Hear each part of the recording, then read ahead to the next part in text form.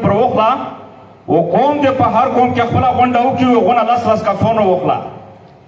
واغه لاس کسون به بیا په قوم کې خپل ذمہواری چې کوم دې غو خپل ذمہواری سره جوړه کې او خپل ترتیب په سره جوړ کی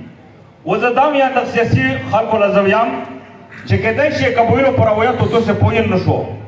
زداویا چې قبایلی مشرونو لا خبره ولاکا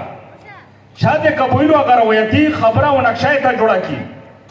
ډېر جرګې کوو ډېر احتجاجونه کوو یو خو د احتجاج او د جلسه مو دا سردا شي لکه یو منډوي یو بازار یو ملا غونډه تر دا شي دغه ته وجود نشته بل دا هغه چې کومه خبره وکړه ولا کله وزیر اعظم درا واکشتا کنه لکه کله ګورای میاسي وزار نو ولا کله صدر شتا نو ولا کله وزیر اعلی شتا نو ولا کله گورنر شتا ګور دا ټول چې کوم دی کنه دا سری لکه زوته دغه سره به خېجر ګم کوو دغه ما یو څو خرچه چې په فزول ظلمات ونه وو ګوره که مو مانو دلته چې کوم د قومي ډانچه جوړه کا هغه په قومي روایتو جوړه کا و چې کله قومي ډانچه جوړه کړه لفظ وکړم و قومي مشرون یا مشرون کا سیاسي ما مشرون کوا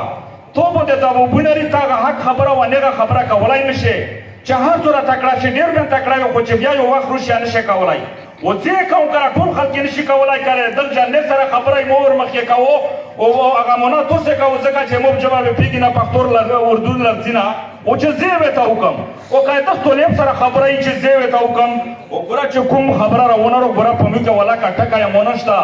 ته تیرولا لور شامړه کوم حالت پر راونه خلک وایي کا سم برابر کا ډوړه خلکو کراشتا په زور تر مو کا سم چې خلک دومره به سره چې پیسې سره ایوانشتا او په هر خونه کې زخمیون دي او میوه ملا جوړه کړی رو ولتا غونډه او دلتا غونډه یو خو تیرو کومونو چې کوم کومي مشرونو غړ په غیرت تعریف دته به نوستای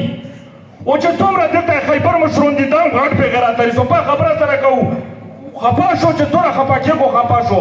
تخیرولا مثال ته ورغلی یو قسم خو راکای ډیر سی ولا په ګورای ملای و مو کارو کولا نه پر واتل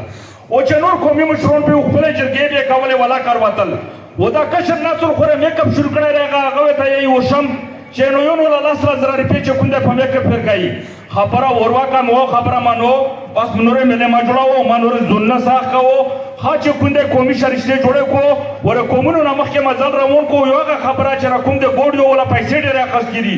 ان شاء الله چې په څورې ځکه به زه ته درېګن کا تاسو را نور په دای نه ویونو مې مولا رووري او په شنه کمرو په بکور به ان شاء الله غونه د جرمونه قلم چې راو پر دې کوم نه په کاټو کې پیسې ډېر اخس کړي کته او پر دای ته نشه اخستای زه خیر قومیت اخستای شو ګوره دا یو خبره مې وروا چې دا سیاست و دا قومي مشرونتانو مې سره پرې بس قبولي خبره وکا دا سیاستونه مې ساتونه پرې پتا کې ناکام شو پتا کې تابو شو پتا کې نصیر مال غوندل قاسم پتا کې خونوالي په خپلام تابو بربود شو ځکه چې دیاله دوی خو یو ګرځولې بندګي اختیار دی وجنه دا پیرونه چې واپس ورونه توغو و خپل قبولي روایت رونه خلې قسم په خلوره کته غفره نه چې کوم دې تور او کې او کنه چې کوم دې مخکې مزالو کې و سلام